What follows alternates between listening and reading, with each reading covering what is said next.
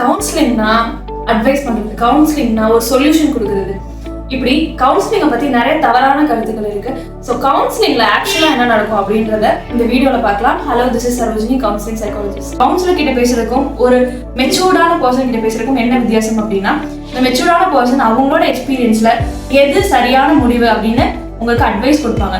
ஆனா கவுன்சிலர் உங்களுக்கான அட்வைஸோ இல்லை சொல்யூஷனோ கொடுக்க மாட்டாங்க. அவங்க உங்களுக்கு எது சரியானது அப்படின்றத உங்களையே தீர்மானிக்க வைக்கிறதா கவுன்சிலிங். ஒரு கவுன்சிலரோட நம்பிக்கை என்னவா இருக்கும் அப்படின்னா, அவரவருக்கான சரியான முடிவையும் அவரவருக்கான திறனும் அவங்களுக்குள்ள இருக்கு, எல்லாருக்கான பொட்டன்ஷியலும் அவங்களால கண்டுபிடிக்க முடியும். இந்த மாதிரியான ஒரு பார்வையில தான் கவுன்சிலர் உங்ககிட்ட பேசுவாங்க. ஸோ அவங்க என்ன பண்றாங்க அப்படின்னா, உங்ககிட்ட சரியான கேள்விகள் கேட்கறது மூலியமா உங்களுடைய தேவை என்ன, உங்க மனசுக்குள்ள உண்மையாவே என்ன நடக்குது அப்படின்றத உங்களுக்கே புரிய வைப்பாங்க. கவுன்சிலரும் சைக்காட்ரிஸ்டும் உங்க மனசுக்குள்ள என்ன பிரச்சனை நடக்குதுன்னு உங்களை பார்த்து உங்களை ஜட்ஜ் பண்றதுக்கான ஒரு நபர் கிடையாது. உங்ககிட்ட தான் அவங்க கேள்விகள் மூலியமா உங்களை புரிஞ்சுக்கிறதுக்கு ட்ரை பண்ணுவாங்க. ஸோ மனசுல நீங்க என்ன நினைக்கிறீங்க அப்படின்னு உங்க மைண்டுக்குள்ள என்ன நடக்குதுன்றத கண்டுபிடிக்கிற ஒரு மெஜிஷியன் கிடையாது. மெஜிஷியன் அப்படின்னு நான் எதை சொல்ல வரேன்னா, உங்க மைண்டுக்குள்ள இதுதான் நடக்குது, உங்களை பார்த்து நீங்க இப்படிப்பட்ட ஒரு நபர் அப்படின்னு தீர்மானிக்கிறதுக்கான உரிமை எந்த ஒரு நபருக்கும் கிடையாது. எஸ்பெஷலி கவுன்சிலிங் ஃபீல்டில் இருக்கிற எந்த ஒரு மென்டல் ஹெல்த் ப்ரொஃபஷனலும் உங்களை பார்த்து ஜட்ஜ் பண்ணக்கூடாது, ஜட்ஜ் பண்ணவும் மாட்டாங்க. கவுன்சிலர்ஸ் எல்லாரும் அறிவாளிங்க கிடையாது. என்ன இப்படி சொல்றீங்க அப்படின்னு யோசிச்சிங்கன்னா, ஆமாங்க, counsellors are not the smart people, but they are skilled. அதாவது உங்களுடைய துறையை பற்றியோ உங்களுடைய மனசில் நடக்கிறத பற்றியோ எல்லாத்தையும் புரிஞ்சு தெரிஞ்சு வச்சுக்கிட்டவங்க கவுன்சிலர் கிடையாது. அவங்க என்ன செய்யறாங்கன்னா, உங்களுக்கான ஒரு பாதுகாப்பான சூழலை ஏற்படுத்தி உங்களை காது கொடுத்து கேட்கறாங்க, சரியான கேள்விகள் கேட்கறாங்க. அது மூலியமா உங்களையே உங்களுக்கு எது சரியான முடிவு அப்படின்றத உங்க வாழ்க்கையில உங்களால எடுக்க முடியுன்றத புரிய வைக்கிறது தான் counselling. So they are not smart, but they are skilled people.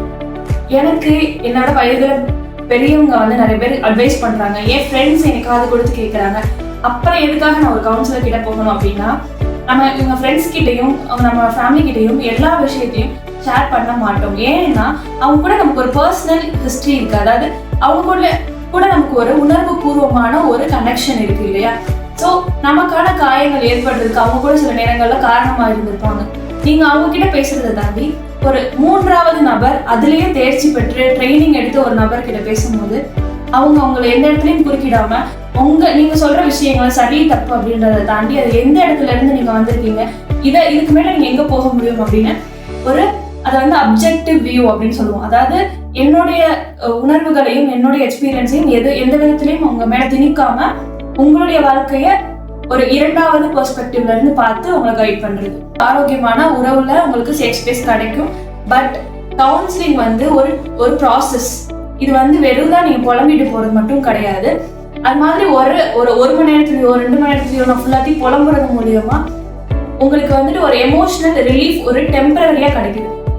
நான் என்னோட பாரத்தை நான் அதை நீங்க பிசிக்கலா ஒரு பொருளா வச்சுக்கோங்களேன், அதை நீங்க கேரி பண்ணிட்டே இருக்கீங்க, அதை கீழே இறக்கி வைக்கிறதுக்கு அவங்க ஹெல்ப் பண்ணிருக்காங்க. டிரைவிங் போறீங்க, உங்களுக்கு பதில் அவங்க ஏறி உட்காந்து ஓட்ட மாட்டாங்க, உங்க பக்கத்துல உட்காந்து நீங்க ஓட்டுறது சரியா இல்ல இது இந்த டைரக்ஷன்ல போகலாமா இல்ல போனா என்ன ஆகும், இந்த மாதிரி எந்த இடத்துலயுமே உங்களை பர்சனலா உங்களை இன்ஃப்ளூயன்ஸ் பண்ணாத ஒரு நபரா இருப்பாங்க. ஆனா இதே நீங்க ஃப்ரெண்டு கிட்ட போய் பேசுறீங்க அப்படின்னா அவங்க உங்களோட நலனை கருதி அவங்க என்ன நினைப்பாங்கன்னா, உங்களுடைய உணர்வுகளை அவங்க உணர்வுகளா எடுத்துக்குவாங்க. நிறைய எம்பத்தி, நிறைய சிம்பத்தி கிரியேட் ஆகுவாங்க. அப்ப என்ன பண்ணுவாங்க, இந்த முடிவு எடு அப்படின்னு சொல்லிட்டு உங்களை புஷ் பண்றதுக்கும் இன்ஃப்ளூயன்ஸ் பண்றதுக்கும் நிறைய வாய்ப்பு இருக்கு. இப்போ நான் சில பேர் என்ன கேட்கறாங்க அப்படின்னா, எனக்கு 1 மணி நேரம் பத்தாது, 2 மணி நேரம் பேச முடியுமா, இல்லைன்னா ஒரு 1.5 மணி நேரமா பேச முடியுமாங்க. ஸோ கவுன்சிலிங் அப்படின்றது என்னன்னா, இட்ஸ் அ ப்ராசஸ்.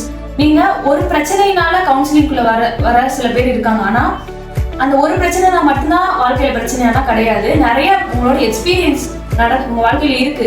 ஆனா இந்த ஒரு பிரச்சனை தான் ஒரு பிரேக்கிங் பாயிண்டா இருக்கு. இன்னொருத்தவங்கள்ட்ட போய் உதவி கேட்கலாம் நீங்க நினைக்கிறீங்க.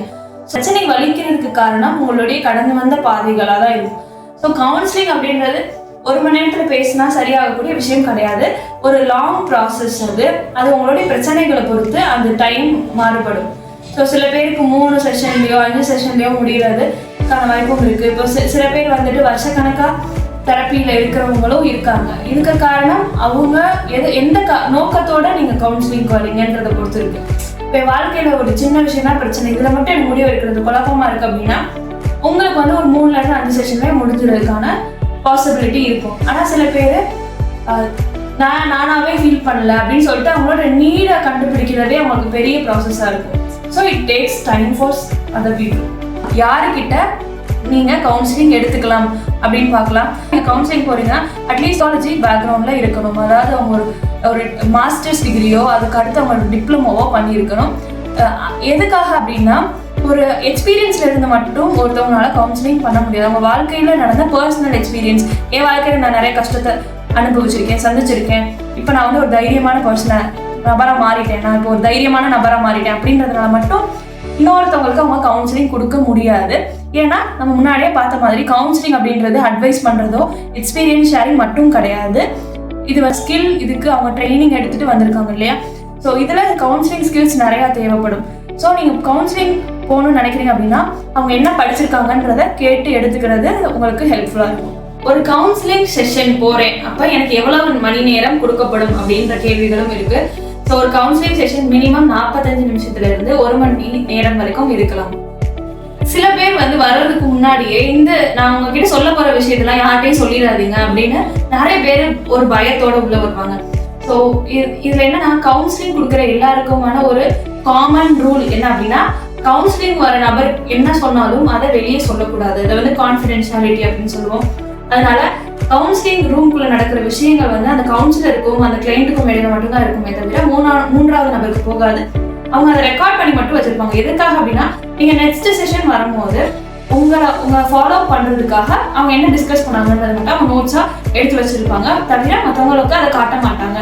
ஸோ பிளஸ் எந்த இடங்கள்லாம் அந்த கான்ஃபிடென்ஷியாலிட்டி, அதாவது நீங்க சொல்ற விஷயத்தை வெளியே சொல்லுவாங்க அப்படின்னா நீங்க உங்களையே காயப்படுத்திக்கிறீங்க, செல்ஃப் ஹார்மிங் இருக்கு, இந்த சூசைடல் தாட்ஸோ சூசைடல் ஐடியேஷன் இருக்கு அப்படின்னா உங்களுடைய கூட இருக்கிற நபருக்கு அது தெரிவிக்கப்படும். எதுக்காகனா உங்களுடைய பாதுகாப்பு கருதி அதை வெளியே சொல்லுவாங்க. இந்த வீடியோ பார்த்துட்டு இருக்க உங்களில் சில பேருக்கு கவுன்சிலிங் தேவைப்படுற மாதிரி உங்களுக்கு தெரியலாம், இல்லை உங்களோட ஃப்ரெண்ட்ஸ் அண்ட் ஃபேமிலிக்கு தேவைப்படலாம் இல்லையா. ஸோ உங்களுக்கு கவுன்சிலிங் சர்வீஸ் வேணும் அப்படின்னு நினச்சிங்கன்னா நீங்கள் என்னைய கான்டாக்ட் பண்ணலாம். ஸோ என்னோட மெயில் ஐடியும் ஃபோன் நம்பரும் கீழே கொடுத்துருக்கேன். So thank you, stay tuned.